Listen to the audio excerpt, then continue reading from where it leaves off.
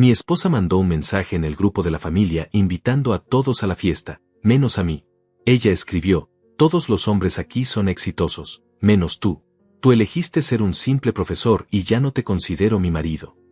Yo no la confronté. Solo me fui tranquilamente. Algunos meses después, cuando el gobernador pronunció mi nombre frente a cientos de personas, ella estaba ahí. Y su cara cuando entendió lo que había perdido, eso nunca lo voy a olvidar. Pero déjame contarte desde el principio, porque esta historia necesita que entiendas cada detalle de cómo llegamos a ese punto. Si alguna vez te hicieron sentir pequeño por lo que eres, si midieron tu valor solo con dinero, entonces esto es para ti. Déjame un comentario si has vivido algo así. Mi nombre es Julián. Tengo 46 años y llevo 20 años dando clases de historia. Para mí, cada estudiante que entiende una lección es un triunfo. Para Verónica, mi esposa, cada día que yo seguía siendo profesor era una humillación que tenía que soportar. Llevábamos 15 años casados cuando todo empezó a desmoronarse. O tal vez siempre estuvo roto y yo no quise verlo. Ella trabajaba en una agencia de publicidad, rodeada de gente con autos caros, ropa de diseñador, viajes a Europa cada verano. Yo manejaba un auto del 2008 y mis vacaciones eran quedarme en casa leyendo libros sobre la Segunda Guerra Mundial. El primo de Verónica, Franco, era empresario. Tenía una compañía de importaciones que, según él, facturaba $500,000 al año. Cada vez que nos veíamos en reuniones familiares, Franco llegaba con trajes que costaban más que mi salario mensual. Verónica lo miraba con algo que no era solo admiración. Era envidia. Era deseo. Era todo lo que yo no le podía dar. Las primeras señales fueron pequeñas. Tan pequeñas que las ignoré pensando que estaba exagerando. Un día llegué a casa después de una jornada larga en la escuela. Había tenido una clase particularmente difícil con estudiantes de tercer año que no querían escuchar nada sobre la Revolución Francesa. Entré cansado, con ganas de contarle cómo finalmente logré captar su atención con una anécdota sobre María Antonieta. Verónica estaba en la sala con su hermana Rosalía. Cuando entré, las dos dejaron de hablar. Ese silencio incómodo que te dice que estaban hablando de ti. Rosalía me saludó con una sonrisa forzada y se fue 5 minutos después. Le pregunté a Verónica de qué hablaban. Ella me miró con esos ojos fríos que empezaba a conocer demasiado bien y dijo: de cosas de mujeres. Nada que te interese. Pero yo había escuchado mi nombre antes de abrir la puerta. Lo supe entonces y lo sé ahora. La segunda señal fue en la cena de cumpleaños de su padre, Pedro. Toda la familia estaba reunida en un restaurante elegante del centro. Franco llegó con su esposa Paula. Ella llevaba un vestido color champañe que seguramente costó más que mi renta. Verónica llevaba un vestido negro sencillo que yo le había regalado 2 años atrás. Durante toda la cena, vi cómo miraba el vestido de Paula, cómo apretaba los cubiertos, cómo forzaba cada sonrisa. Franco empezó a hablar de su nuevo auto. Un Mercedes último modelo. Todos en la mesa lo escuchaban fascinados mientras él describía cada detalle, cada lujo, cada función que probablemente nunca usaría. Yo intenté participar de la conversación mencionando que había leído un artículo interesante sobre la historia de Mercedes-Benz y su conexión con la guerra. Franco me interrumpió a mitad de la frase. Julián, amigo, nadie quiere una clase de historia en la cena. Todos rieron. Incluida Verónica. Especialmente Verónica. Esa risa no fue de apoyo. Fue de vergüenza. Vergüenza de estar casada conmigo. Esa noche, en el auto de regreso a casa, no hablamos. El silencio era tan denso que podía sentirlo presionando contra mi pecho. Cuando llegamos al apartamento, ella entró directamente al dormitorio y cerró la puerta. Yo me quedé en la sala, sentado en el sofá que habíamos comprado juntos cuando recién nos casamos, preguntándome en qué momento me convertí en el enemigo. Pero aquello todavía no era lo peor. Ni siquiera estaba cerca de serlo. Los meses siguientes fueron una colección de pequeñas crueldades. Verónica empezó a presentarme de manera diferente. Antes decía, él es Julián, mi esposo. Ahora decía, él es Julián, da clases. Como si eso fuera todo lo que yo era. Como si 20 años de dedicación pudieran reducirse a 2 palabras dichas con desdén. Dejó de preguntarme cómo estuvo mi día. Dejó de interesarse en mis estudiantes, en las historias que yo traía a casa, en los pequeños triunfos que antes celebrábamos juntos. Cuando yo hablaba, ella miraba su teléfono. Cuando yo intentaba tocar su mano, ella la retiraba con la excusa de que tenía que hacer algo urgente. Una noche encontré un papel en la basura. Era una lista escrita con su letra. Decía, cosas que Franco tiene: casa propia, auto nuevo, viajes, inversiones, respeto. Y debajo, con una letra más pequeña, casi avergonzada de existir, cosas que Julián tiene: libros. No le dije nada. Guardé ese papel en mi billetera.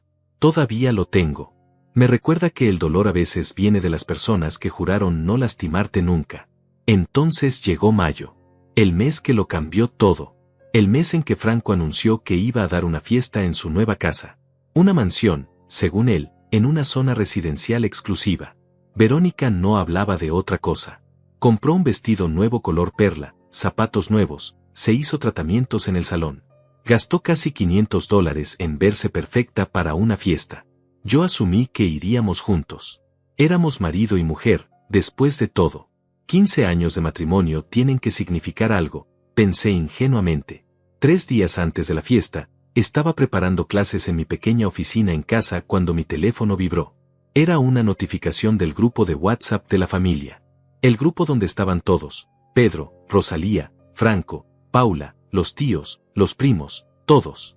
Menos yo. Yo nunca había estado en ese grupo. El mensaje era de Verónica. Lo sé porque alguien, no sé quién, me envió una captura de pantalla. Tal vez fue su prima Laura, que siempre fue amable conmigo.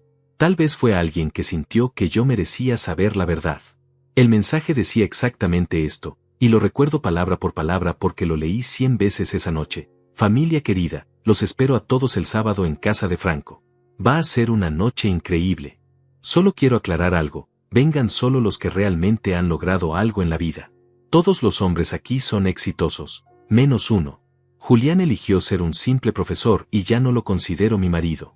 Así que por favor, esta invitación no es para él. No quiero que nadie se sienta incómodo por su presencia. Leí ese mensaje a las 11 de la noche. Verónica estaba en el dormitorio viendo una serie. Yo estaba en la oficina con la captura de pantalla brillando en la oscuridad de la habitación. Mis manos temblaban. No de rabia. De algo mucho peor. De comprensión. De ese momento terrible en que finalmente entiendes que la persona que amas te desprecia. No entré al dormitorio esa noche. Me quedé sentado en mi silla, mirando los libros en los estantes, los diplomas en la pared, las fotos de estudiantes que me habían escrito cartas de agradecimiento a lo largo de los años. Y me pregunté, ¿cuándo ser maestro se convirtió en ser menos que nada? A la mañana siguiente desperté en el sofá de la sala. Mi cuello dolía y tenía la captura de pantalla todavía abierta en mi teléfono. Verónica salió del dormitorio arreglada, con su ropa de gimnasio cara, el cabello perfectamente recogido. Me miró como se mira a un mueble viejo que ya no sabes dónde poner. Voy a entrenar con Rosalía, dijo sin esperar respuesta. La puerta se cerró y yo seguía ahí, sosteniendo la evidencia de mi propia invisibilidad. No fui a trabajar ese día. Llamé diciendo que estaba enfermo. No era mentira.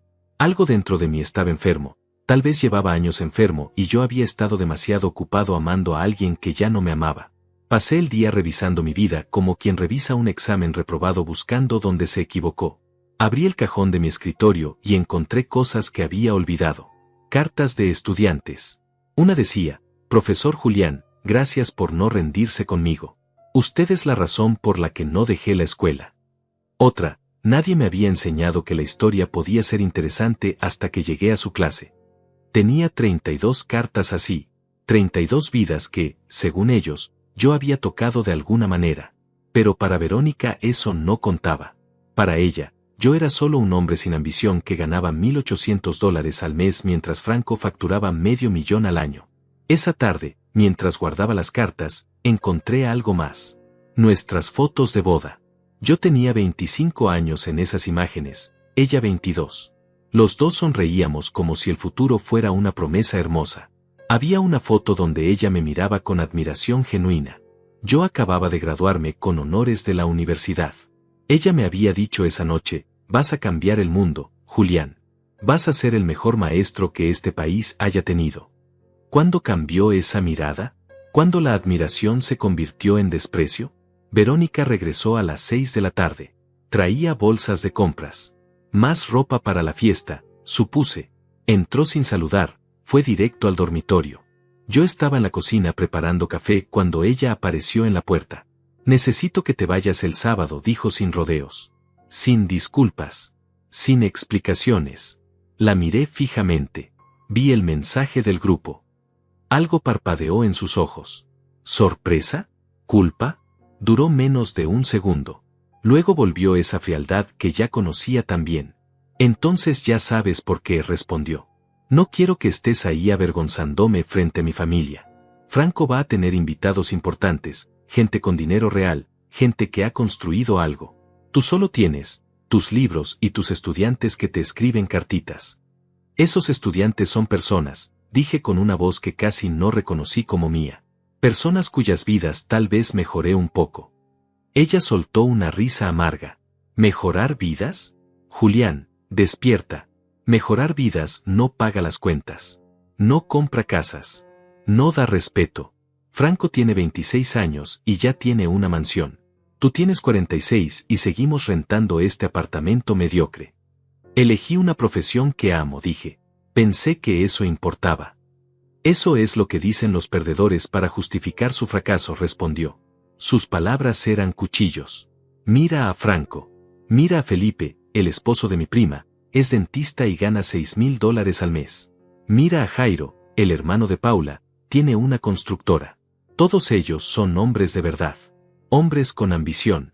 Y luego estás tú, emocionándote porque un niño de 15 años te dio las gracias. Me quedé callado. No porque no tuviera que decir, sino porque entendí en ese momento que no había nada que pudiera decir que cambiara su mente. Para ella, yo ya estaba muerto. Solo quedaba enterrar el cadáver. El sábado no estaré aquí, dije finalmente. No te preocupes. Ella asintió satisfecha, como si yo acabara de facilitarle un trámite molesto, y regresó al dormitorio. Esa noche dormí nuevamente en el sofá, pero no dormí realmente. Me quedé despierto mirando el techo, escuchando los sonidos de la ciudad a través de la ventana, preguntándome cómo había llegado a este punto. 15 años de matrimonio. 15 años de creer que estábamos construyendo algo juntos. Y todo se reducía a esto: yo no ganaba suficiente dinero para ser considerado su esposo. Los días siguientes fueron extraños. Verónica actuaba como si nada hubiera pasado. Hablaba por teléfono con Rosalía sobre los arreglos de la fiesta, se probaba el vestido nuevo frente al espejo, practicaba sonrisas. Yo me movía por el apartamento como un fantasma. Ella no me veía. Yo ya no existía para ella. El jueves por la noche, 2 días antes de la fiesta, estaba corrigiendo exámenes en la mesa del comedor cuando escuché su voz desde el dormitorio. Estaba hablando por teléfono con alguien. La puerta estaba entreabierta. No, ya le dije que no vaya, decía. Sí, sé que técnicamente seguimos casados, pero eso es solo un papel. En mi corazón yo ya no tengo marido. Franco me preguntó si iba a llevar a alguien y le dije que iba sola, que me había liberado de ese peso. Hubo una pausa. Luego rió. Esa risa que antes me encantaba escuchar, ahora sonaba como vidrio rompiéndose. Exacto, Rosalía.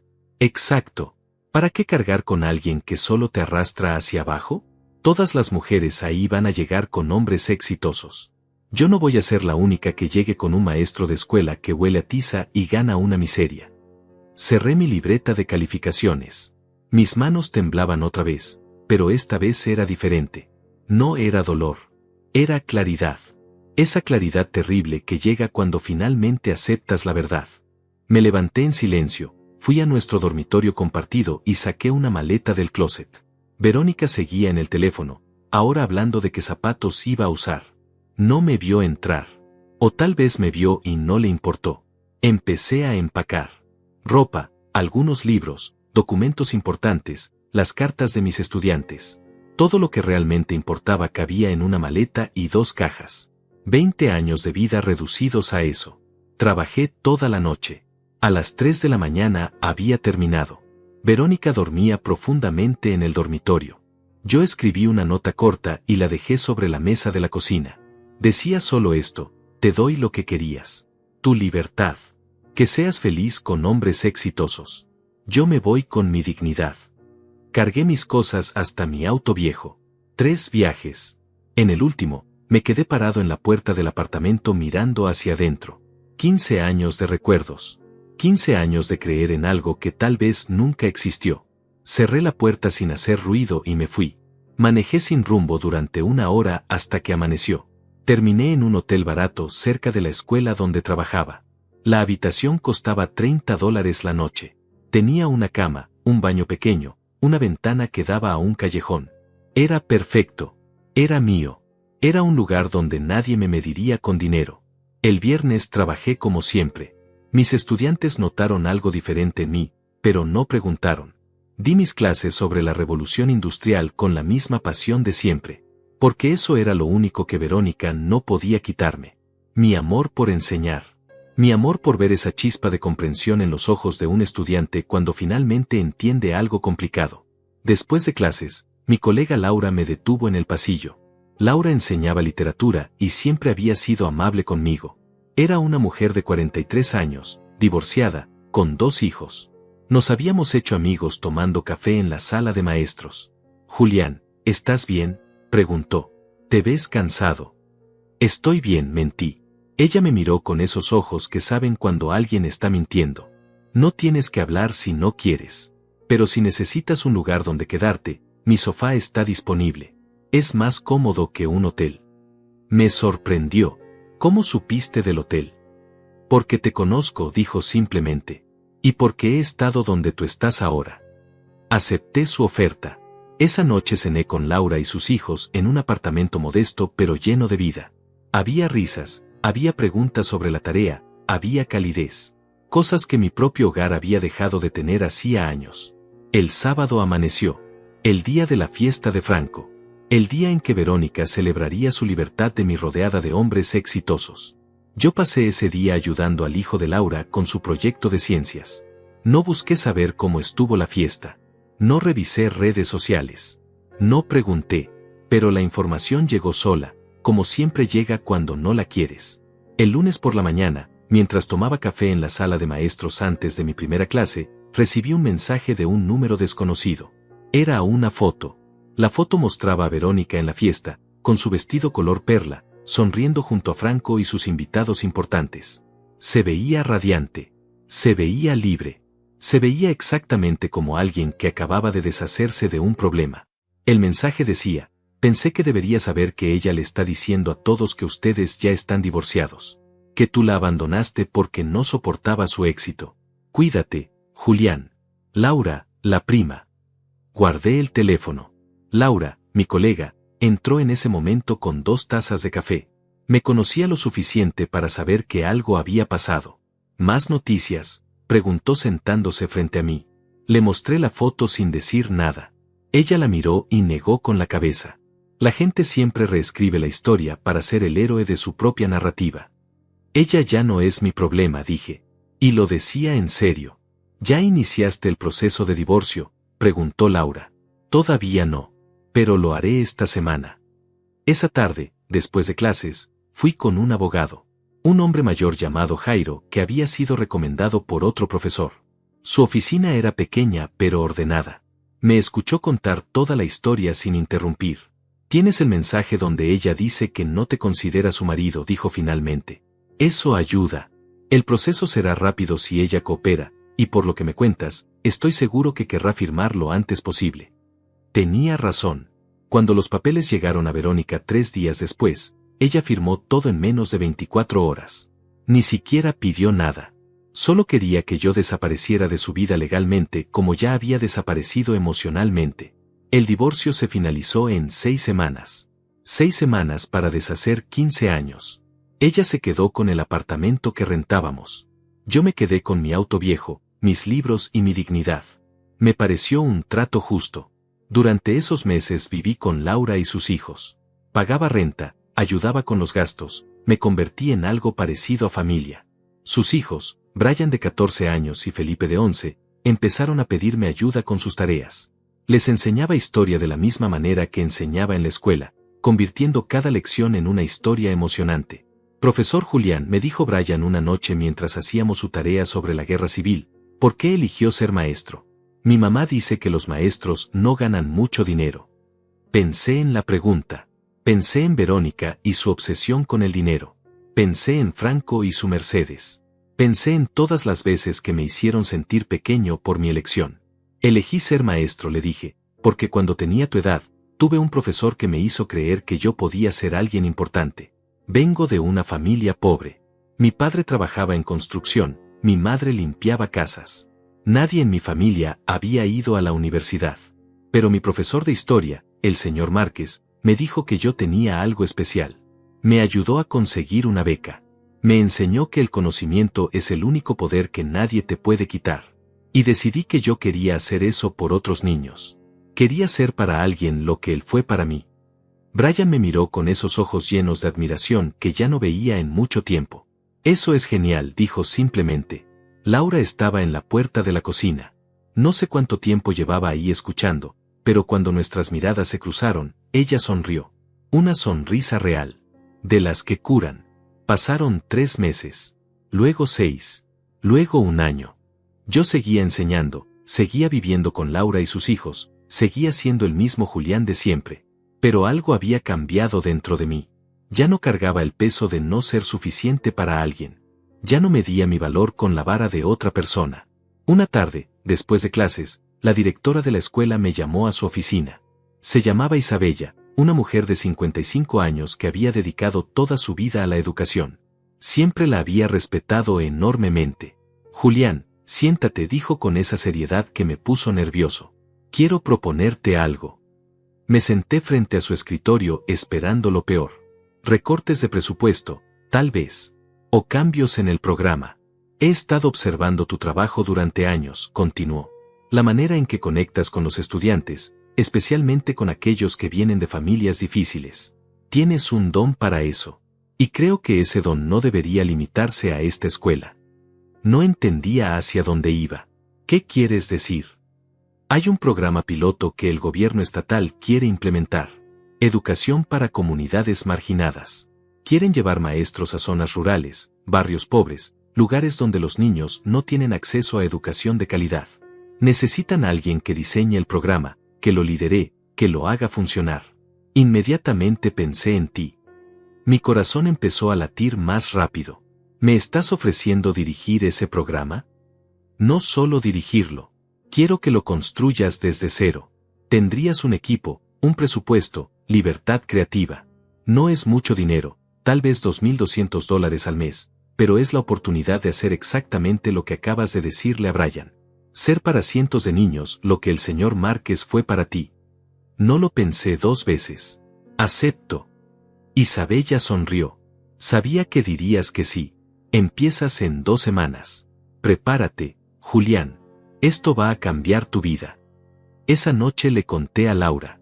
Ella preparó una cena especial para celebrar. Brian y Felipe estaban emocionados. ¿Vas a ser como un superhéroe de la educación?, preguntó Felipe.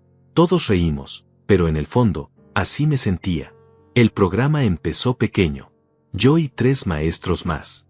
Visitábamos comunidades donde las escuelas eran edificios a medio caer, donde los niños caminaban 2 horas para llegar a clases, donde los maestros ganaban $700 al mes y aún así seguían enseñando porque amaban lo que hacían. Pasaba mis días viajando a pueblos remotos, implementando nuevas metodologías, capacitando maestros locales, consiguiendo donaciones de libros y materiales. Era agotador.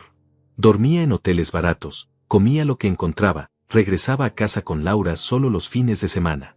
Pero era feliz. Por primera vez en años, era genuinamente feliz. Después de 6 meses, el programa había alcanzado 12 comunidades. 500 estudiantes tenían acceso a mejor educación gracias a nuestro trabajo. Empezamos a recibir atención de medios locales. Periódicos pequeños escribían sobre el programa que estaba cambiando vidas en zonas olvidadas. Isabella me llamaba cada semana para revisar avances. Julián, esto está funcionando mejor de lo que imaginamos. El gobernador está impresionado. Quiere expandir el programa a nivel estatal. 1 año después del divorcio, mi vida era irreconocible. Ya no vivía con Laura, había conseguido un pequeño apartamento cerca de la oficina del programa. Laura y yo nos habíamos vuelto más cercanos, cenábamos juntos 2 veces por semana, sus hijos me seguían llamando profesor Julián y me pedían ayuda con tareas difíciles. No había vuelto a saber nada de Verónica. Ni un mensaje, ni una llamada, nada. Era como si esos 15 años de matrimonio nunca hubieran existido. Y estaba bien. Yo había construido una nueva vida. Una vida que tenía significado. Pero entonces, 2 años después de aquella noche en que leí el mensaje del grupo familiar, recibí una llamada que lo cambiaría todo. Era Isabella. Sonaba emocionada, casi sin aliento. Julián, tienes que venir a mi oficina ahora mismo. Acaba de pasar algo increíble. Llegué a la oficina de Isabella 20 minutos después. Ella estaba parada junto a la ventana con una carta en las manos. Cuando entré, se volteó con una sonrisa que nunca le había visto. Julián, siéntate, dijo. Esto es grande. Me senté sintiendo una mezcla de curiosidad y nerviosismo. Ella puso la carta frente a mí. Era un documento oficial con el sello del gobierno estatal. Lee, ordenó. Mis ojos recorrieron el papel. Era una notificación oficial. El programa que habíamos construido había sido seleccionado para recibir el Premio Estatal de Excelencia en Educación. El gobernador en persona lo entregaría en una ceremonia pública en 3 semanas. Y yo estaba nominado como el creador y director del programa. Isabella, esto. No encontraba palabras. Es el reconocimiento más importante que existe en educación a nivel estatal, dijo ella con orgullo. Julián, en 2 años transformaste la vida de más de 2.000 estudiantes en 40 comunidades. Capacitaste a 120 maestros. Conseguiste donaciones por valor de $300,000. Este premio es tuyo. Te lo mereces. Sentí algo cálido en el pecho. No era orgullo. Era validación. Años de escuchar que no era suficiente, que ser maestro era ser un perdedor, que elegir la educación era elegir el fracaso. Y ahora esto. La ceremonia será transmitida por televisión estatal, continuó Isabella. Habrá políticos, empresarios, medios de comunicación. Es un evento importante. Puedes llevar a quien quieras como invitado. Pensé inmediatamente en Laura. Ella había sido mi apoyo durante los momentos más oscuros. Merecía estar ahí. Las siguientes 3 semanas fueron un torbellino. Periodistas me contactaban para entrevistas. Querían saber sobre el programa, sobre mi historia, sobre mi motivación. Fui cuidadoso con lo que compartía. Mencioné mi divorcio solo brevemente, sin dar nombres, sin detalles. Pasé por un momento difícil, decía, pero ese momento me enseñó que el verdadero valor de una persona no se mide con dinero. Una de esas entrevistas salió en el periódico principal del estado. Incluía mi foto y un titular que decía, el maestro que eligió la dignidad sobre el dinero y ahora transforma miles de vidas. El artículo mencionaba mi edad, mi trayectoria, el hecho de que era divorciado, y cómo había convertido un momento doloroso en combustible para ayudar a otros. Laura leyó el artículo en su teléfono durante el desayuno una mañana. Estábamos en una cafetería cerca de la escuela. Julián, esto va a tener repercusiones, dijo ella con preocupación en su voz. ¿Qué quieres decir? Tu exesposa va a ver esto. Tu exfamilia política va a ver esto. Y cuando la gente sin carácter ve que alguien a quien despreciaron está teniendo éxito, siempre regresan. No le di mucha importancia entonces. Estaba demasiado ocupado preparándome para la ceremonia, revisando mi discurso, coordinando detalles con el equipo del programa. Pero Laura tenía razón. 5 días antes de la ceremonia, recibí un mensaje de un número que no tenía guardado pero que reconocí inmediatamente. Era Verónica. El mensaje decía, Julián, vi la noticia sobre tu premio. Felicidades. Me alegra mucho que estés haciendo cosas importantes. ¿Podemos hablar? Lo leí 3 veces. Busqué señales de sinceridad. No encontré ninguna. Solo vi oportunismo. No respondí. Al día siguiente recibí otro mensaje. Este era más largo. Sé que las cosas terminaron mal entre nosotros. Fui dura contigo y ahora entiendo que estaba equivocada. Siempre supe que eras especial, Julián. Solo estaba frustrada por otras cosas en mi vida. ¿Crees que podamos vernos? Me gustaría hablar contigo en persona. Todavía no respondí. El tercer mensaje llegó 2 días después. Julián, por favor. Necesito hablar contigo. He cambiado mucho en estos 2 años.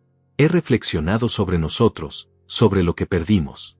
Vi tu entrevista y me di cuenta de que cometí el error más grande de mi vida dejándote ir. ¿Hay alguna posibilidad de que podamos intentarlo de nuevo?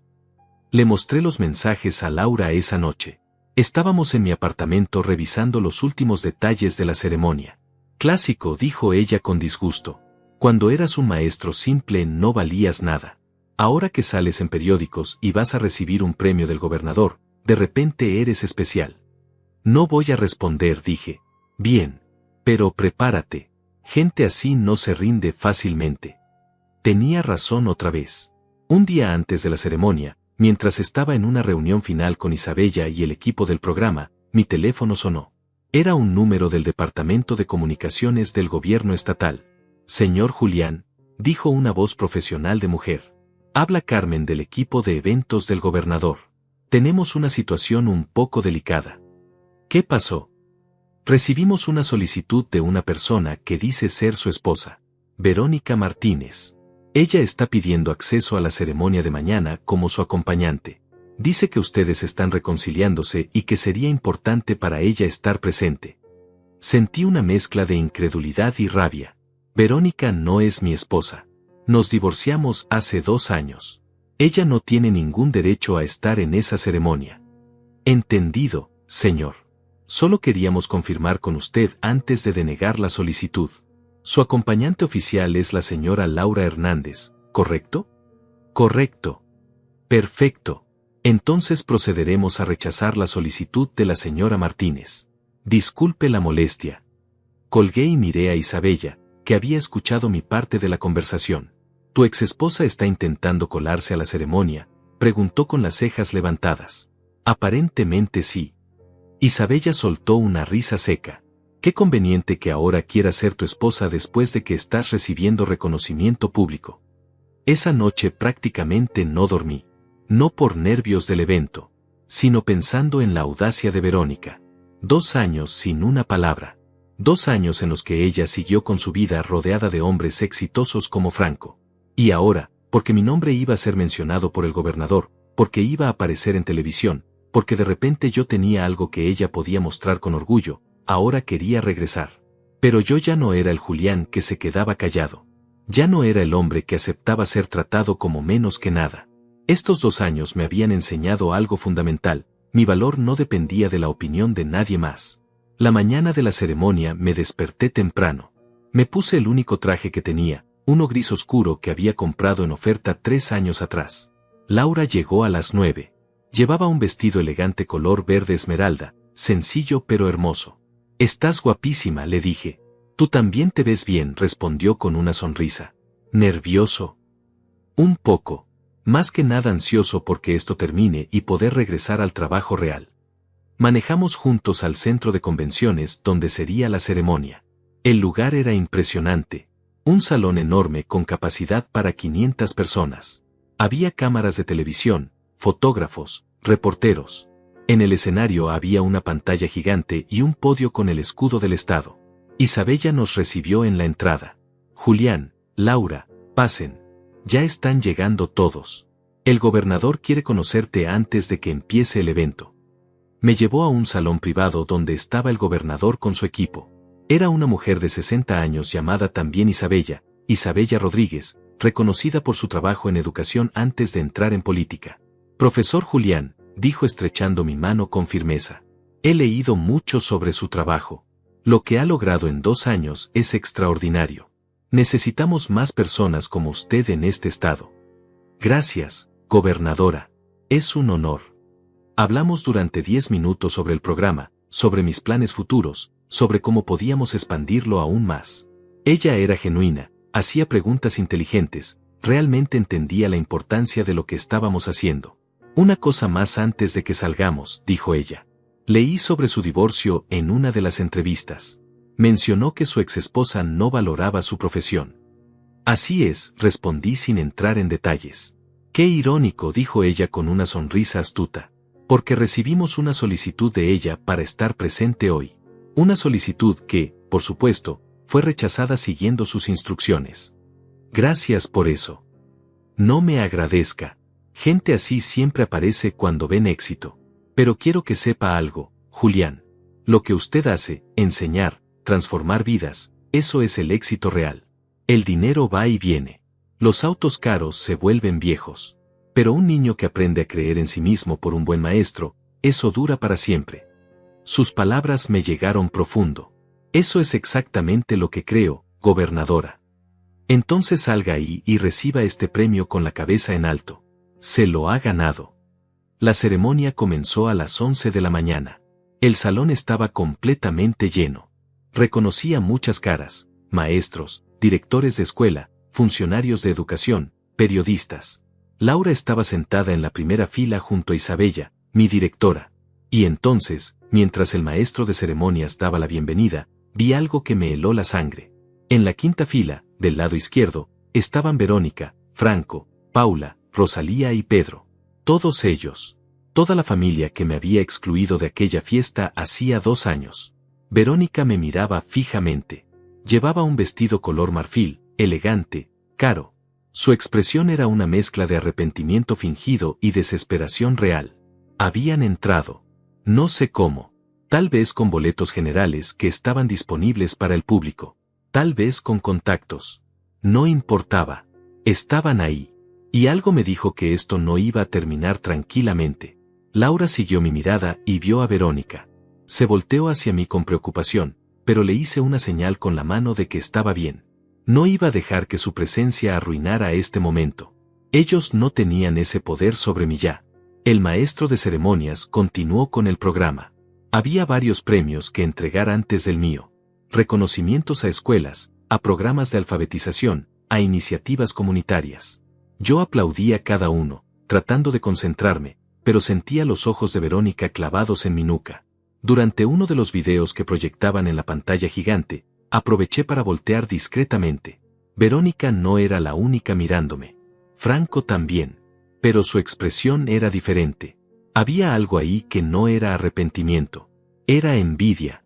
Esa misma envidia que Verónica solía tener hacia él, ahora él la tenía hacia mí. Finalmente llegó el momento. El maestro de ceremonias anunció, y ahora, el reconocimiento más importante de la tarde. El Premio Estatal de Excelencia en Educación. Este año, este honor va para un programa que en solo 2 años ha transformado la vida de más de 2000 estudiantes en comunidades marginadas. La pantalla se iluminó con un video sobre nuestro trabajo.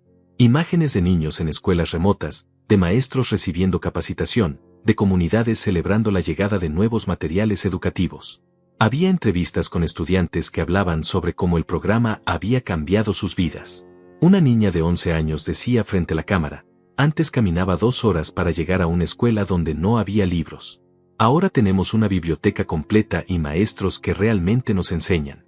Yo quiero ser doctora cuando crezca, y ahora sé que puedo lograrlo. Sentí un nudo en la garganta. Ese era el motivo. Esa niña. Esos 2000 niños. No los aplausos, no el reconocimiento, no el momento de demostrarle algo a Verónica. Sino ellos. El video terminó y el maestro de ceremonias continuó. El creador y director de este programa es un hombre que ha dedicado 20 años de su vida a la educación. Un hombre que eligió un camino que muchos no valoran, pero que es fundamental para el futuro de nuestro estado.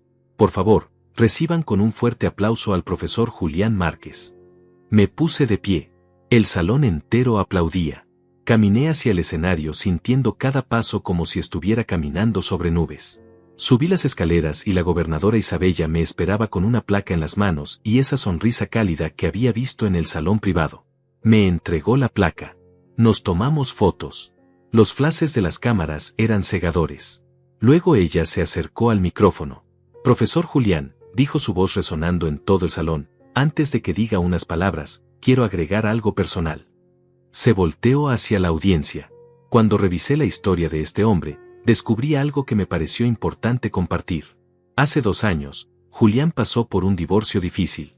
Su esposa lo dejó porque consideraba que ser maestro no era suficiente, que un hombre que ganaba menos de $2000 al mes no merecía respeto. El salón quedó en silencio absoluto. Yo no esperaba esto. La gobernadora continuó. Esa mujer midió el valor de este hombre con dinero. Eligió la imagen sobre la sustancia. Y hoy, esa misma mujer está aquí en este salón, sentada en la 5ª fila, habiendo intentado hace unos días reclamar su lugar como esposa de Julián. Todos los ojos se volvieron hacia Verónica. Ella se puso completamente pálida. Franco miraba al piso. Paula y Rosalía no sabían dónde meterse. La gobernadora no había terminado. ¿Saben cuántas vidas ha transformado este hombre en 2 años? Más de 2000. ¿Saben cuántos maestros ha capacitado? 120. ¿Saben cuánto valor económico ha generado para comunidades olvidadas? Más de $300,000 en recursos educativos. Hizo una pausa deliberada. Entonces tengo una pregunta para todos los presentes. ¿Qué es el éxito?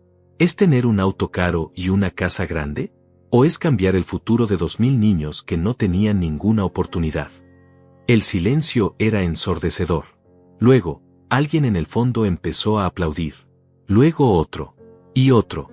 En segundos, el salón entero estaba de pie aplaudiendo. Todos menos 5 personas en la quinta fila. La gobernadora me cedió el micrófono. Yo tenía un discurso preparado. Algo formal sobre educación y compromiso social. Pero en ese momento decidí hablar desde el corazón. Gracias, gobernadora, comencé. Mi voz temblaba ligeramente. No esperaba que compartieras mi historia personal, pero agradezco que lo hicieras porque hay algo que necesito decir. Respiré profundo. Durante 15 años estuve casado con una mujer a quien amé profundamente. Pero ese amor no fue suficiente para ella porque yo elegí una profesión que no genera riqueza material. Y está bien. Cada persona tiene derecho a decidir qué valora en la vida. Miré directamente hacia donde estaba Verónica. Ella había bajado la cabeza, pero la obligué a escuchar cada palabra. Pero lo que no está bien es medir el valor de un ser humano exclusivamente con dinero. Lo que no está bien es humillar a alguien por elegir servir en lugar de acumular. Lo que no está bien es despreciar a un maestro mientras disfrutas de los beneficios de vivir en una sociedad educada. Mi voz se hizo más firme. Hace 2 años, mi exesposa mandó un mensaje en el grupo familiar diciendo que yo no era digno de estar en una fiesta porque era un simple profesor. Esas fueron sus palabras exactas, simple profesor. Saqué mi teléfono del bolsillo. Todavía tengo la captura de pantalla de ese mensaje. La fecha es 18 de mayo de 2024. El mensaje decía, y cito textualmente, todos los hombres aquí son exitosos, menos uno. Julián eligió ser un simple profesor y ya no lo considero mi marido. Verónica levantó la cabeza de golpe. Sus ojos estaban llenos de lágrimas, pero no eran lágrimas de tristeza. Eran de vergüenza y pánico. Yo no respondí a ese mensaje, continué. No hice un escándalo. No la confronté. Simplemente empaqué mis cosas y me fui. Porque entendí algo fundamental esa noche. Entendí que mi valor no dependía de la opinión de alguien más. Entendí que ser maestro no es ser simple. Es ser fundamental. El salón estaba completamente silencioso. Podías escuchar la respiración colectiva de 500 personas. 2 años después, cuando mi nombre apareció en los periódicos, cuando este premio se hizo público, esa misma mujer que dijo que yo no era digno, me mandó mensajes pidiendo una segunda oportunidad. Diciendo que siempre supo que yo era especial. Diciendo que cometió un error. Guardé mi teléfono. Pero aquí está la verdad. Yo siempre fui especial. Siempre fui valioso. Siempre fui importante. No porque un gobernador me diera un premio. No porque saliera en televisión. Sino porque todos los días durante 20 años me paré frente a estudiantes y les enseñé que ellos también son valiosos. Que su origen no determina su destino. Que el conocimiento es poder. Miré a la gobernadora. Este premio no me hace más valioso de lo que era hace 2 años cuando mi exesposa me descartó. Este premio simplemente hace visible algo que siempre estuvo ahí. El impacto silencioso de miles de maestros que cada día transforman vidas sin esperar reconocimiento. Las lágrimas corrían libremente por mi rostro ahora. Y quiero dedicar este premio a todos esos maestros invisibles. A los que ganan $1,000 al mes y aún así compran útiles escolares con su propio dinero. A los que caminan kilómetros para llegar a escuelas rurales. A los que son llamados simples por gente que no entiende que educar es el acto más complejo y más importante que existe. Levanté la placa. Este premio es para ustedes. Y para mi maestro, el señor Márquez, quien me enseñó que yo podía ser alguien importante.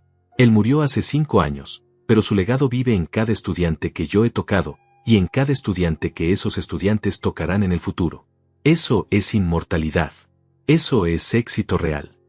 Bajé la placa y dije las últimas palabras mirando directamente a Verónica.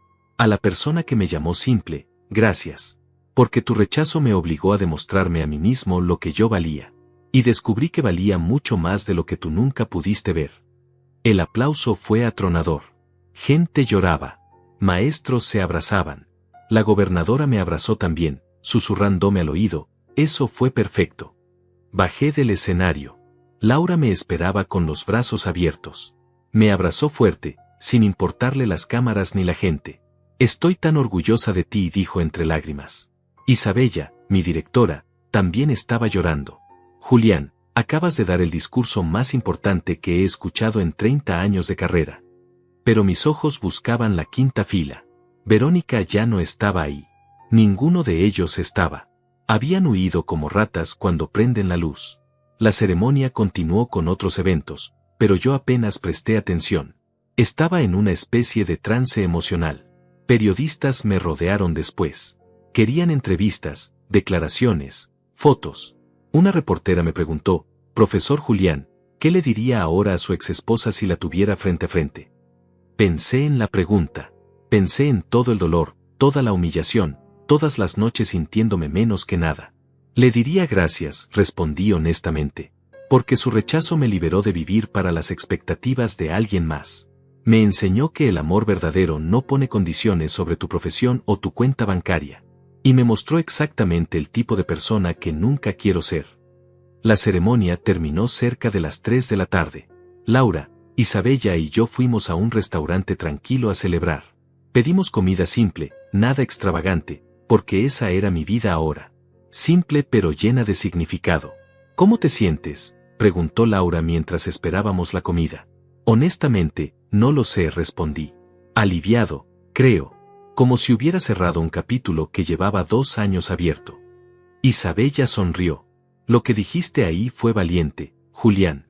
Muchas personas guardan ese tipo de dolor en silencio toda su vida. No quería exponerla, expliqué. Pero cuando la gobernadora mencionó mi historia, supe que era el momento de decir mi verdad. No por venganza, sino por todos los maestros que son tratados como si su trabajo no importara. Mi teléfono no dejaba de vibrar. Mensajes de colegas, de exestudiantes, de maestros que había capacitado en el programa. Todos decían cosas similares, gracias por hablar por nosotros. Lloramos con tu discurso. Finalmente alguien dijo lo que todos sentimos.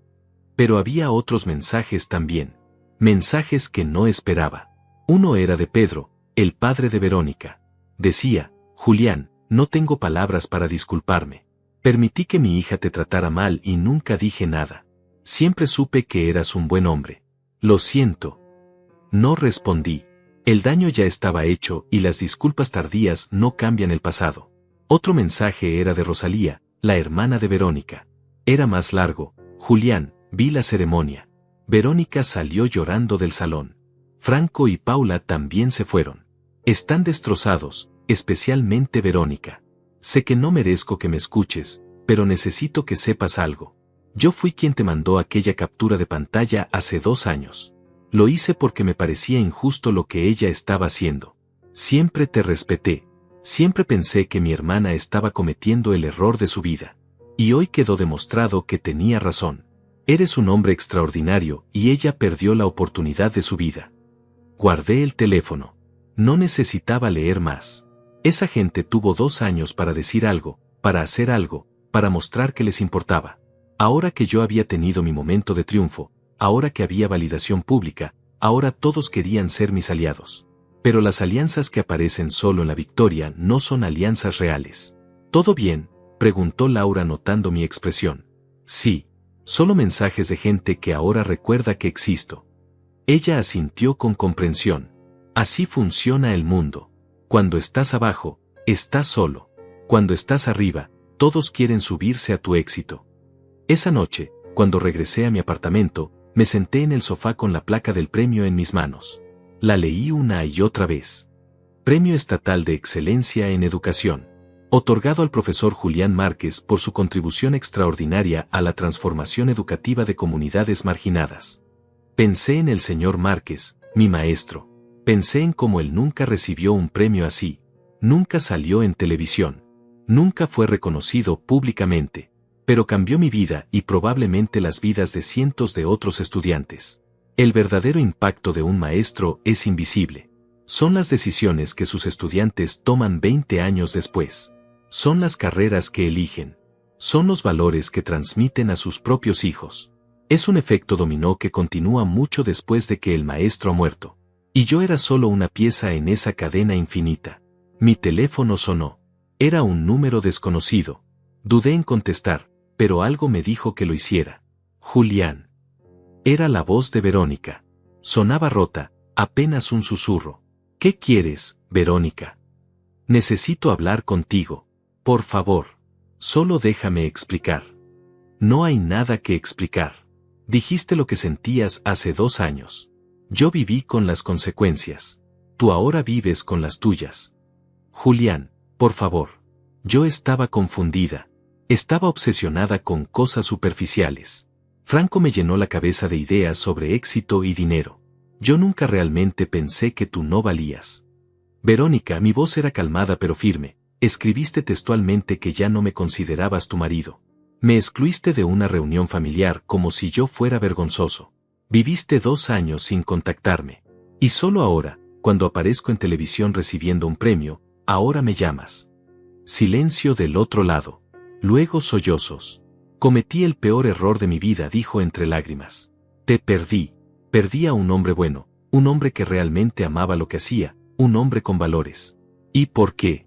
¿Por un auto? ¿Por una casa? Nada de eso importa ahora. Debió importarte entonces, Verónica, cuando me necesitabas para sentirte menos sola. Cuando yo estaba ahí cada noche dispuesto a escucharte, a apoyarte, a construir algo juntos. Pero elegiste medirme con la vara equivocada. ¿Hay alguna posibilidad de que podamos hablar en persona? ¿De que me des una oportunidad de demostrarte que he cambiado? Pensé en su pregunta. Pensé en los 15 años que pasamos juntos. Pensé en la mujer que se enamoró de mí cuando yo era solo un maestro joven con sueños. Y luego pensé en la mujer que escribió aquel mensaje despreciándome frente a toda su familia. No, Verónica, no hay oportunidad. No porque te odie, sino porque finalmente aprendí a valorarme. Y alguien que me valora no necesita un premio para verme. No necesita validación externa para respetar lo que hago. Me ve siempre, no solo cuando es conveniente. Julián. Te deseo lo mejor. De verdad. Espero que encuentres lo que buscas. Pero no soy yo. Nunca volveré a ser yo. Colgué antes de que pudiera responder. Bloqueé su número. Y sentí como si hubiera soltado un peso que había estado cargando durante años. Laura tenía razón desde el principio. La gente sin carácter siempre regresa cuando ven éxito. Pero el verdadero carácter está en rechazar ese regreso. En mantener tus límites. En recordar quién estuvo ahí cuando no había cámaras ni aplausos. Esa noche dormí profundamente por primera vez en mucho tiempo. Soñé con el señor Márquez. En el sueño, él me miraba con orgullo y decía, lo hiciste bien, Julián. Honraste lo que te enseñé. Desperté con lágrimas en los ojos pero con paz en el corazón. Los días siguientes a la ceremonia fueron extraños. El video de mi discurso se había vuelto viral en redes sociales. Millones de vistas. Miles de comentarios. Maestros de todo el país compartían el video con mensajes como, esto es lo que sentimos todos. Alguien finalmente lo dijo. Pero también había otro tipo de comentarios. Gente criticándome por haber expuesto públicamente a mi exesposa. Eso fue cruel, decían algunos. Podías haber sido el hombre grande y no mencionarla. La humillaste innecesariamente. Laura leyó esos comentarios una tarde mientras tomábamos café en mi apartamento. Qué interesante, dijo con ironía. Ella puede humillarte en privado durante años, excluirte de reuniones familiares, decirle a todos que no vales nada. Pero cuando tú dices la verdad públicamente, tú eres el malo. No me arrepiento de lo que dije, respondí. Pero tampoco lo hice para lastimarla. Lo hice para sanar. Para cerrar ese capítulo. Y lo cerraste perfectamente, dijo ella tocando mi mano sobre la mesa. Ese gesto simple significó más que 1000 palabras. En las semanas siguientes, el programa recibió más atención que nunca. Empresas querían hacer donaciones. Universidades ofrecían colaboraciones.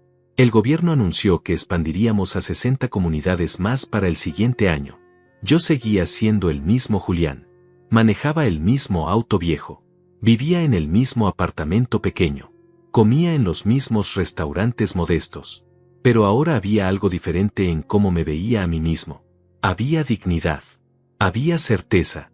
Había paz. Un sábado por la mañana, un mes después de la ceremonia, Laura y yo llevamos a sus hijos al parque. Brian había cumplido 16 años y Felipe 13. Los dos me trataban como si fuera parte de la familia. Como si yo siempre hubiera estado ahí. Mientras los niños jugaban fútbol, Laura y yo nos sentamos en una banca bajo un árbol. «¿Puedo preguntarte algo personal?», dijo ella mirando hacia sus hijos. «Claro. ¿Alguna vez has pensado en volver a intentar? Quiero decir, con alguien nuevo. Una relación». La pregunta me tomó por sorpresa. Honestamente, no he pensado mucho en eso. He estado tan enfocado en el trabajo, en sanar, en encontrarme a mí mismo. Lo sé, y es admirable. Pero Julián, mereces ser amado por alguien que vea tu valor sin necesidad de premios ni reconocimientos. Alguien que te vea cuando estás corrigiendo exámenes a las 11 de la noche. Alguien que entienda que tu riqueza no está en tu cuenta bancaria sino en el impacto que tienes. La miré. Sus ojos cafés brillaban con algo que no había visto antes.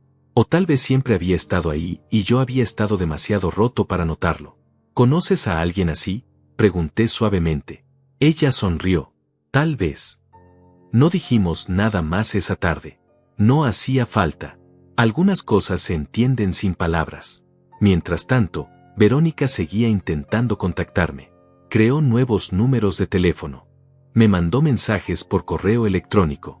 Incluso apareció una vez en la escuela donde yo trabajaba, pero la seguridad no la dejó entrar. Isabella me mostró las cámaras de seguridad. Verónica había llegado en un auto nuevo, vestida elegantemente, claramente preparada para impresionar. Cuando le dijeron que no podía verme sin cita previa, ella se desmoronó. Lloró en el estacionamiento durante 20 minutos antes de irse. ¿Quieres que le prohibamos la entrada permanentemente?, preguntó Isabella. No es necesario, respondí. Eventualmente entenderá que no hay nada aquí para ella. Pero había alguien más que no se rendía.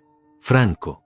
Una tarde, mientras salía de una reunión en el centro, Franco me esperaba afuera.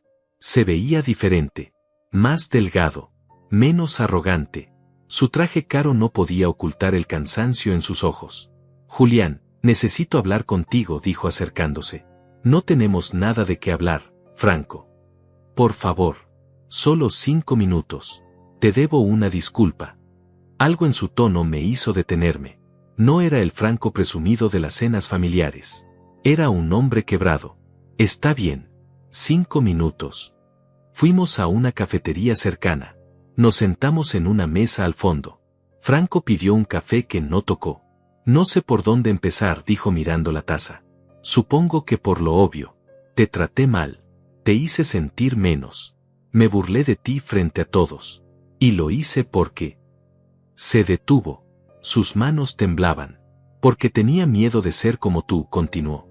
Tenía miedo de que la gente viera que mi éxito era vacío. Que mi dinero no significaba nada. Que al final del día, yo no había ayudado a nadie, no había cambiado ninguna vida, no había construido nada que durara más allá de mi cuenta bancaria. Lo miré sin interrumpir. Cuando te vi en ese escenario, dijo con voz quebrada, cuando escuché sobre las 2000 vidas que cambiaste, me di cuenta de algo terrible. Me di cuenta de que yo tengo 42 años y no puedo nombrar a una sola persona cuya vida haya mejorado por mi existencia. Ni una. Mi empresa vende productos. Gano dinero. Compro cosas. Y cuando muera, nadie me recordará. Pero tú, Julián, tú vivirás para siempre en esos 2000 estudiantes y en todos los que ellos toquen. Lágrimas corrían por su rostro ahora. ¿Sabes qué es lo peor? Que convencí a Verónica de que tú no valías nada. Yo le metí en la cabeza que el éxito se mide con dinero. Yo fui quien la animó a dejarte. Y ahora ella está destruida, yo estoy vacío, y tú estás viviendo la vida que realmente importa. Respiró profundo. No espero que me perdones. Solo necesitaba que supieras que tenías razón.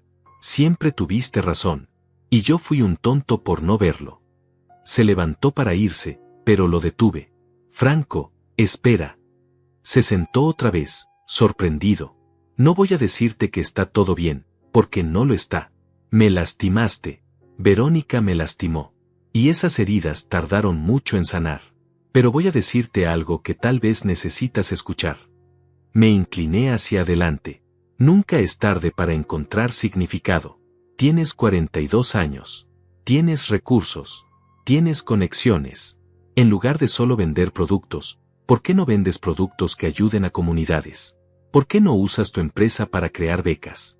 ¿Por qué no empleas a jóvenes de barrios difíciles y les das una oportunidad? Sus ojos se iluminaron ligeramente. El dinero no es malo, Franco. El problema es cuando se convierte en lo único que importa. Pero el dinero en manos de alguien que quiere hacer bien puede cambiar el mundo. ¿Me estás diciendo que todavía hay esperanza para mí? Hay esperanza para todos. Pero tienes que elegir. Puedes seguir acumulando cosas que no significan nada. O puedes empezar a construir un legado que importe. Franco lloró en esa cafetería. Un llanto profundo de años de vacío finalmente reconocido. Cuando se calmó, me dio la mano. Gracias, Julián. No merecía tu amabilidad. Nadie merece nada, respondí. Pero todos necesitamos gracia.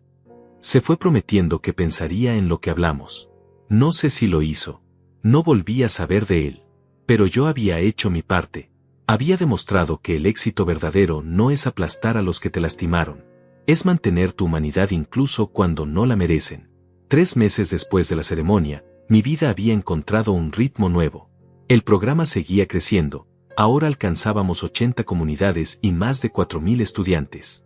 Había contratado un equipo de 10 maestros comprometidos que compartían mi visión. Laura y yo habíamos empezado algo. No lo llamábamos relación todavía, pero era más que amistad. Cenábamos juntos 3 veces por semana. Los fines de semana hacíamos cosas con sus hijos. Había risas, había conversaciones profundas, había una facilidad que nunca tuve con Verónica. Una noche, después de que Brian y Felipe se fueron a dormir, Laura y yo nos quedamos en su sala tomando té. ¿Sabes qué es lo que más me gusta de ti?, dijo ella de repente. ¿Qué? Que nunca finges ser algo que no eres. Sigues manejando ese auto viejo, aunque ahora podrías comprar uno mejor con el aumento que te dieron. Sigues usando el mismo traje gris a todas las reuniones importantes. Sigues siendo Julián. No sabría ser otra persona, respondí honestamente. Lo sé. Y por eso eres especial. Se acercó y tomó mi mano. Julián, no quiero presionarte. Sé que todavía estás sanando. Pero necesito que sepas algo. Yo te veo. Siempre te he visto. No necesité un premio ni un discurso viral para saber quién eres. Sentí algo cálido en el pecho. Laura, yo también te veo. Y estos meses contigo han sido los más felices que he tenido en años. ¿Entonces podemos intentar esto? Oficialmente. Sin prisa, sin presión. Solo ver a dónde nos lleva. Me encantaría, dije. Y lo decía completamente en serio. Nos besamos esa noche por primera vez. Fue suave, honesto, lleno de promesa. Era el tipo de beso que no busca impresionar sino conectar. Mientras tanto, el mundo seguía girando. El video de mi discurso había llegado a más de 5 millones de vistas. Maestros de otros países me escribían compartiendo sus propias historias de ser subestimados. Algunos me mandaban fotos llorando mientras veían el video. Finalmente alguien dijo lo que todos sentimos, repetían una y otra vez. Pero con la fama llegaron también las complicaciones. Periodistas querían entrevistarme constantemente. Programas de televisión me invitaban. Empresas querían que fuera su portavoz para campañas publicitarias sobre educación. Rechacé la mayoría. No me había convertido en maestro para ser famoso. Me había convertido en maestro para enseñar. La atención mediática era un efecto secundario, no el objetivo. Sin embargo, acepté algunas entrevistas cuando sentí que podían ayudar a la causa de la educación. En una de ellas, un periodista me preguntó sobre Verónica. Profesor Julián, su exesposa ha dado declaraciones en redes sociales diciendo que ella siempre lo apoyó y que usted tergiversó la historia. ¿Qué responde a eso? Había visto esas declaraciones. Verónica había creado cuentas nuevas en redes sociales tratando de controlar el daño a su reputación.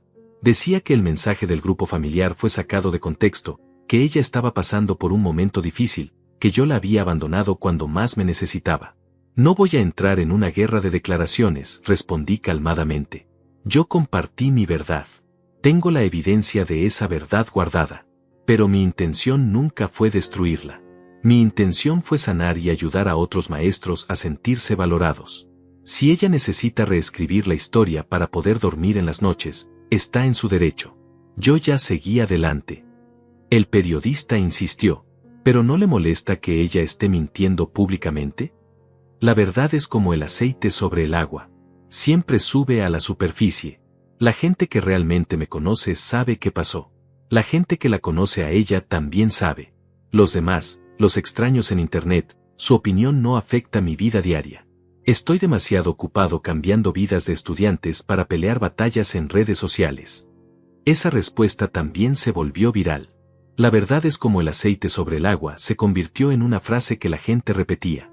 Un sábado por la tarde, 4 meses después de la ceremonia, estaba en casa de Laura ayudando a Felipe con su tarea de matemáticas cuando sonó el timbre. Laura fue a abrir. Escuché voces en la puerta, una conversación tensa. Salí a ver qué pasaba. En la puerta estaba Pedro, el padre de Verónica.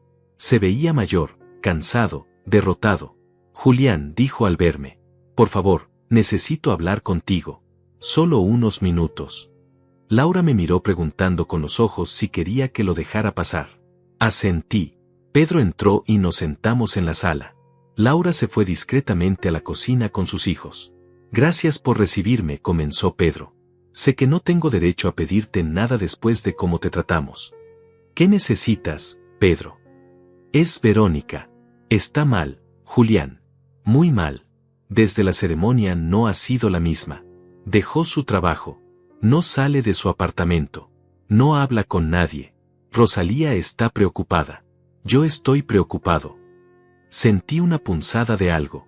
No era culpa. Era tristeza por una persona que alguna vez amé y que ahora estaba sufriendo. Lo lamento por ella, de verdad. Pero no sé qué quieres que haga. Ella necesita hablar contigo. Necesita tu perdón. No puede seguir adelante sin eso. Respiré profundo. Pedro, mi perdón no va a sanar lo que está roto en Verónica. Ella no está deprimida porque yo no la he perdonado. Está deprimida porque finalmente tuvo que enfrentar quién es realmente. Porque su sistema de valores colapsó. Porque se dio cuenta de que midió todo con la regla equivocada. Pero si tú le dijeras que la perdonas. Yo ya la perdoné, Pedro. La perdoné hace meses. No por ella, sino por mí. Porque cargar resentimiento es como tomar veneno esperando que el otro se muera. Pero mi perdón no significa que tengo que estar en su vida. No significa que tengo que ser su salvavidas emocional. Pedro bajó la cabeza. Ella dice que cometió el peor error de su vida dejándote ir.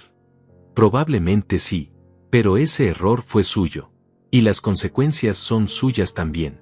Yo no puedo arreglar lo que ella rompió en sí misma. Entonces no hay nada que puedas hacer.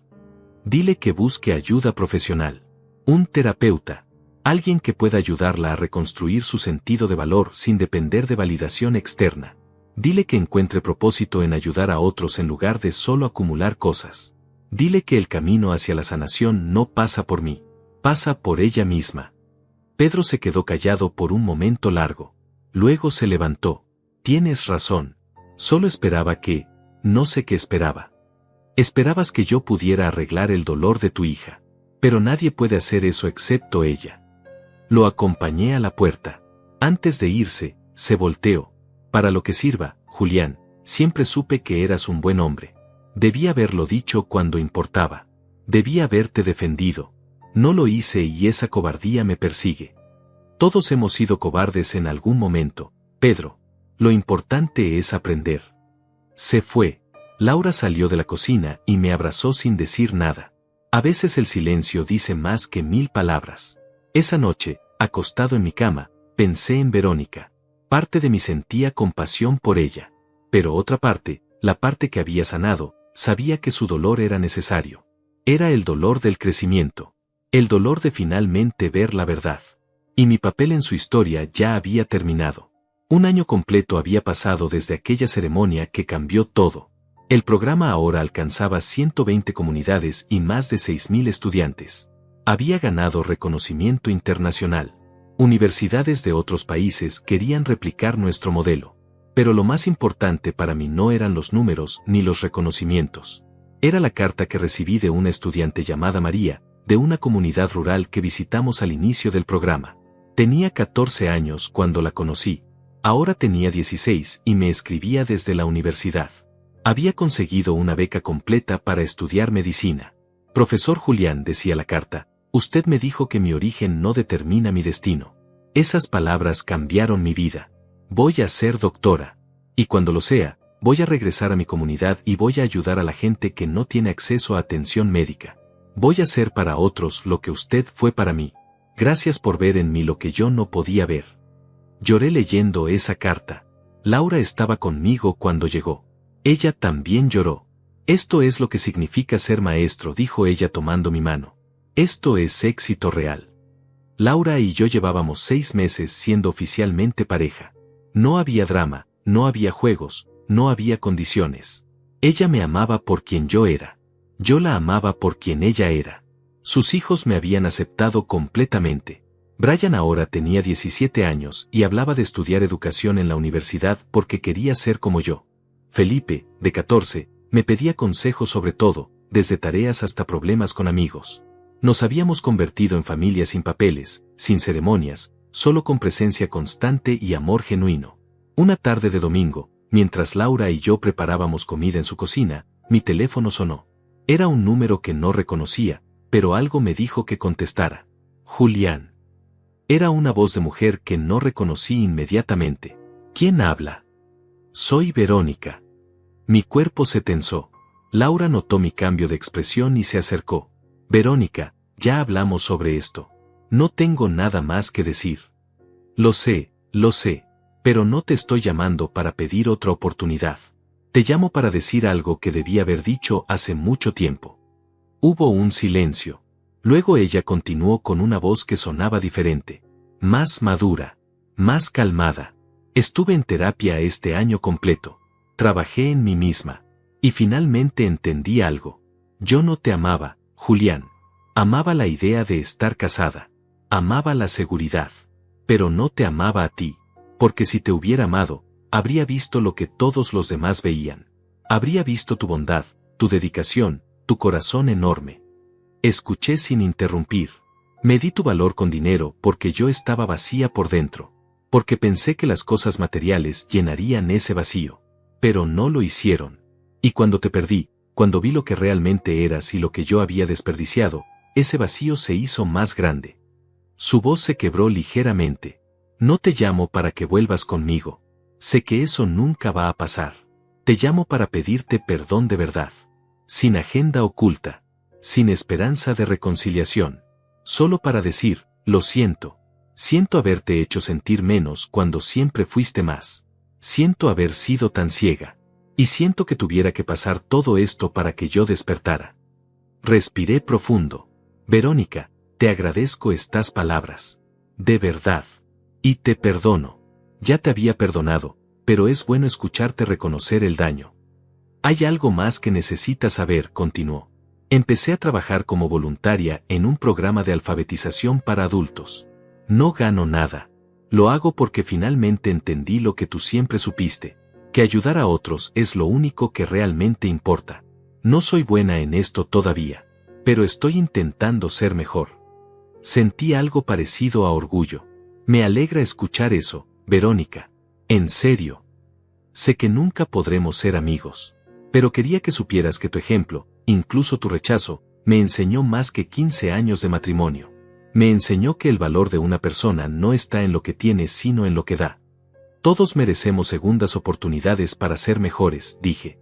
Te deseo lo mejor en tu camino. Gracias, Julián. Y por favor, dile a Laura que tiene un buen hombre. No cometa el error que yo cometí. Colgó antes de que pudiera responder. Me quedé parado ahí con el teléfono en la mano, procesando lo que acababa de pasar. Laura me abrazó. ¿Estás bien? Sí, creo que finalmente está bien. Ella está bien. Yo estoy bien. Todo está bien. Esa noche cenamos en familia. Brian contó sobre su proyecto de ciencias. Felipe habló sobre una chica que le gustaba en la escuela. Laura y yo nos mirábamos de vez en cuando con esa complicidad que solo tienen las parejas que se entienden sin palabras. Después de cenar, mientras Laura llevaba a Felipe a su clase de guitarra, Brian se quedó conmigo ayudándome a lavar los platos. Profesor Julián, dijo de repente, ¿puedo preguntarte algo personal? Claro. ¿Vas a casarte con mi mamá? La pregunta me tomó desprevenido. ¿Por qué preguntas eso? Porque ella es más feliz contigo de lo que nunca la vi con mi papá. Y tú eres más feliz con ella. Y Felipe y yo pensamos que serías un buen padrastro. Bueno, ya eres como nuestro padrastro. Pero sería bueno que fuera oficial. Mi corazón se llenó de calidez. Eso es lo que ustedes quieren. Sí, pero no se lo digas a mamá todavía. No quiero arruinar la sorpresa si decides hacerlo. Reí. Tu secreto está seguro conmigo. Esa conversación me hizo pensar. Llevaba un año divorciado. 6 meses con Laura. ¿Era demasiado pronto? ¿O cuando sabes, simplemente sabes? 2 semanas después, llevé a Laura a cenar a un restaurante modesto pero acogedor. Nada extravagante. No era mi estilo. Ella llevaba un vestido color lavanda, sencillo pero hermoso. Durante la cena hablamos de todo. Del programa, de sus hijos, de nuestros sueños. Y en el postre, tomé su mano sobre la mesa. Laura, quiero decirte algo. Suena serio, dijo ella con una sonrisa curiosa. El año pasado fue el más difícil de mi vida, pero también fue el que me enseñó más. Me enseñó que el amor verdadero no pone condiciones. Que el éxito real es despertar cada día sabiendo que tu vida importa. Que la familia no es solo sangre sino presencia. Sus ojos empezaron a brillar. Tú estuviste ahí cuando yo no valía nada para el mundo. Cuando eras solo un maestro divorciado viviendo en tu sofá. Me viste cuando no había cámaras ni premios. Y ese es el tipo de amor que busqué toda mi vida sin saberlo. Saqué una caja pequeña de mi bolsillo. No era un anillo caro. Era un anillo simple de plata con una piedra pequeña. Costó $200, todo lo que podía pagar. No puedo ofrecerte mansiones ni autos de lujo. Pero puedo ofrecerte fidelidad, respeto y amor genuino cada día de mi vida. Laura, ¿quieres casarte conmigo? Ella lloró. Asintió. Sí. 1000 veces sí. Nos casamos 3 meses después en una ceremonia pequeña. Solo familia cercana y amigos íntimos. Isabella estuvo ahí. Los maestros del programa. Brian y Felipe fueron mis padrinos. No hubo lujos ni ostentación. Solo amor. Y cuando intercambiamos votos, cuando miré a Laura a los ojos y le prometí amarla todos los días de mi vida, sentí algo que nunca sentí con Verónica. Sentí paz completa. Sentí que finalmente estaba donde debía estar. Han pasado 2 años desde entonces. El programa ahora alcanza 200 comunidades y más de 12,000 estudiantes. Gané otro premio estatal. Escribí un libro sobre metodologías educativas que se usa en universidades. Pero nada de eso me define. Me define la carta de María diciéndome que se graduó de medicina. Me definen las noches ayudando a Brian con sus aplicaciones universitarias. Me define Felipe llamándome papá por primera vez sin darse cuenta. Me define Laura tomando mi mano cada mañana y diciéndome, buenos días, mi amor. Hace un mes recibí una invitación para hablar en una conferencia internacional de educación. El tema era, midiendo el éxito más allá del dinero. Acepté. En mi discurso conté toda mi historia. Desde el mensaje de Verónica hasta la ceremonia con el gobernador. Desde la depresión hasta la paz. Desde el rechazo hasta el amor verdadero. Y terminé con esto, me llamaron un simple profesor. Y tenían razón. Soy simple. No tengo mansiones. No tengo autos caros. No tengo millones en el banco. Pero tengo 12,000 estudiantes cuyas vidas toqué. Tengo una esposa que me ama sin condiciones. Tengo 2 hijos que me eligieron como padre. Y tengo la certeza de que cuando muera, habré dejado el mundo un poco mejor de como lo encontré. Si eso es ser simple, entonces soy feliz siendo simple. El auditorio completo se puso de pie. Aplausos que duraron 5 minutos. Pero lo que realmente importó fue Laura en la primera fila, llorando de orgullo, con nuestros hijos a cada lado. Esa noche, en el hotel, Laura me abrazó y susurró, eres el hombre más rico que conozco. Y tenía razón. Era rico. Solo que mi riqueza no podía depositarse en un banco. Vivía en corazones transformados, en futuros cambiados, en amor genuino. Verónica me despreciaba por ser un simple profesor. Hasta que el mundo entero supo mi nombre. Pero lo irónico es que incluso si nadie hubiera sabido mi nombre, incluso si nunca hubiera ganado un premio, incluso si hubiera muerto en el anonimato, mi vida habría tenido valor. Porque el verdadero éxito no se mide en lo que acumulas. Se mide en lo que das. Y yo di todo lo que tenía. Mi tiempo, mi conocimiento, mi corazón. Y al final, eso fue más que suficiente.